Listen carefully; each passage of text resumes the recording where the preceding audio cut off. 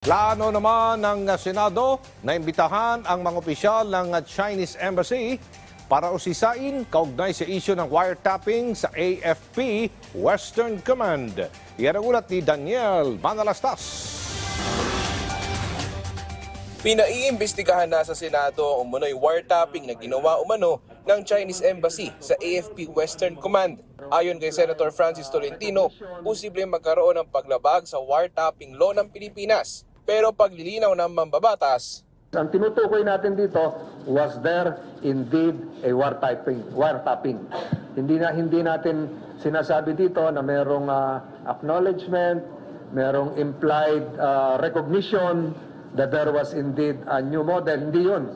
The mere fact na nagkaroon ng wiretapping, kahit ito lang yung ceremonial greetings, good afternoon, ni hao, tinap mo, that's a violation of the wiretapping law.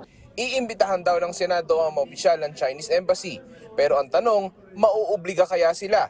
Hindi natin sila pwedeng pilitin eh. So, probably it would just confirm something na minililihim pa sila. Yung batas ng host country dapat igalang din ng mga napunta rito. At kung makumpirmang lumabag talaga ang mga kawani ng Chinese Embassy, Kung ano yung parusa ng batas natin, plus yung mga nabanggit ko, pwedeng mag-file ng diplomatic protest, pwedeng expel, at yung i-reduce yung staff. At ito yung pinakamadaling gawin, expulsion of non-diplomatic staff.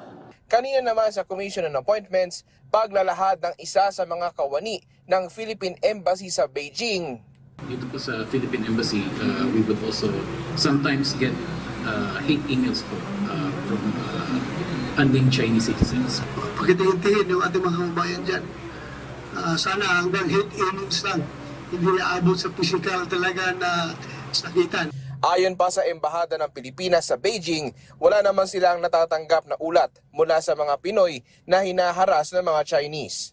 Daniel Manalastas para sa Pambansang TV sa Bagong Pilipinas.